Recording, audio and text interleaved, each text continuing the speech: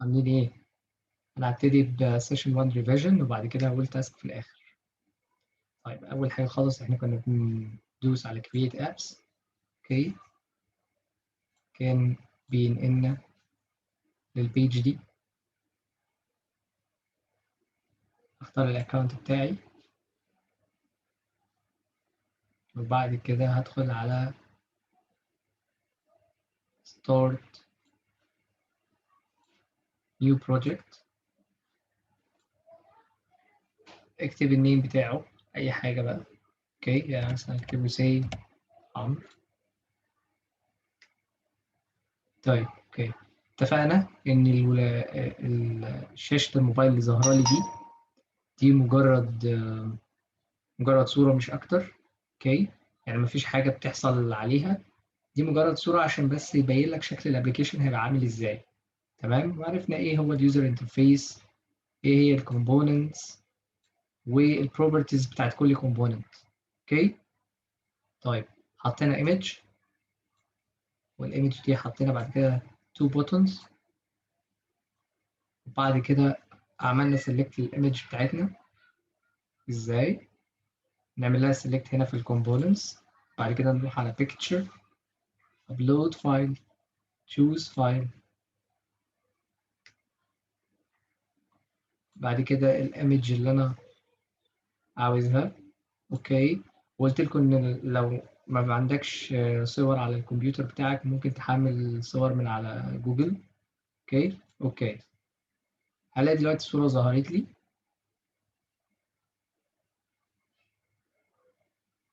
هي بتاخد وقت بس يعني كام ثانية كده.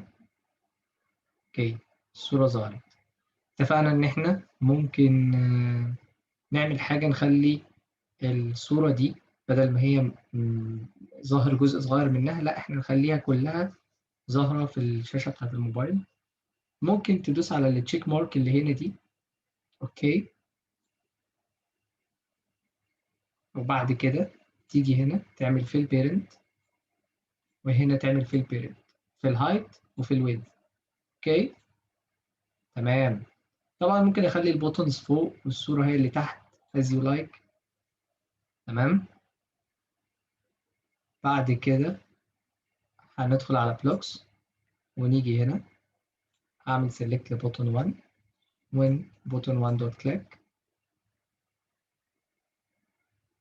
واقول له انا عايز لما ادوس على البوتون ده اوكي الصورة دي تختفي، ولما ادوس على بوتون 2 الصورة دي تظهر. تمام، ده هيكون فكرة أول أبلكيشن لينا. طيب بعد كده كنا بنفتح هنا image 1 ونجيب الفانكشن اللي هي بتقول set image 1 dot visible to ونحطها هنا. واتفقنا إن لو هي true يبقى تظهر، false تختفي. طبعا أنا عايز دي تختفي، فهروح على logic وأجيب false أحطها هنا. كده الكود بتاعي خلاص كمل. ممكن اعمل دوبليكيت على فكره للكود بدل ما اعمله تاني. اغير دي بس اخليها بوتون 2، اغير دي اخليها ترو. اوكي، كده انا خلصت الابلكيشن بتاعي. طيب ثانيه واحده،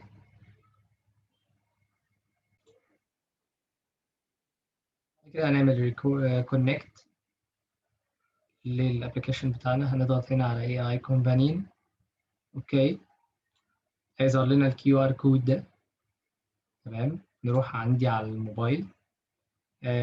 طبعا بعد ما نكون عملنا داونلود للابلكيشن، وتأكيدا تاني علشان نأكد بس على الابلكيشن، هو اسمه MIT App Inventor، هو ده. اوكي تمام، طبعا انا مسطبه. هنضغط بعد كده على سكان كيو ار كود. تمام، وهعمل سكان للكود ده. هلاقي بعد كده فتح عندي في الموبايل. اوكي you can't use two codes. اوكي سكان كيو ار كود. هو بياخد وقت بس حاجة بسيطة كده. تمام، بيحمل اهو. اول ما يوصل 100% هلاقيه ظهر على الموبايل عندي.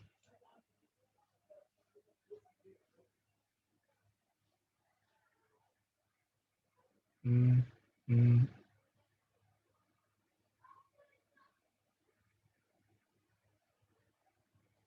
طبعا انا عايز اقول حاجه يا ولاد ملحوظه. طبعا لازم الكمبيوتر والموبايل لازم الاثنين يكونوا متوصلين بالواي فاي. اوكي، يكونوا متوصلين بالانترنت يعني عامه.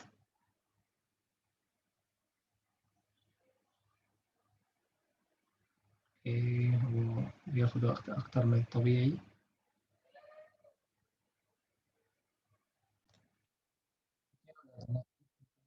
خلصت تحميل دلوقتي، خلاص بقت ظاهره عندي على الموبايل. اوكي، هدوس على البوتون الاولاني تختفي، على التاني هتظهر تاني، وكده نكون عملنا اول ابلكيشن لينا. طيب، عايز بقى اقول على ملحوظه. احنا ممكن مثلا اول بوتون ده، اوكي، عايزين نغير اسمه شكله، يعني مش عاجبني كده. اوكي، اول حاجه ممكن اعملها خالص، انا ممكن اغير اسمه مثلا من تحت كده. اوكي، واسميه شو. تمام. والتاني برضو ممكن اغير اسمه، بس اهم حاجه تعمل له سيلكت هنا. اوكي، تغير اسمه من هنا، تخليه هايد. اوكي، طبعا واحد شو واحد هايد يعني ماشي. اوكي. طيب، عايز اقول على التاسك. ايه بقى التاسك بتاعنا؟ انا عايز تحط ايمج كمان. تمام. وبعد كده طبعا تعمل لها ابلود. تمام، وتختار صورة من عندك. ممكن تبقى صورة سبايدر مان مثلا، يبقى عندك باتمان وسبايدر مان. برضه تعمل لها من هنا في البيرنت وتضغط على التشيك مارك دي. وبعد كده بقى شغلك كله هيبقى في الكود. تمام. عايزك تعدل لي الكود ده بحيث انك لما تدوس شو باتمان يظهر وسبايدر مان يختفي. هايد يحصل العكس، سبايدر مان يظهر وباتمان اللي يختفي. ده التاسك بتاعك. اوكي، حاول فيه ونتقابل المرة اللي جاية. يلا، باي باي.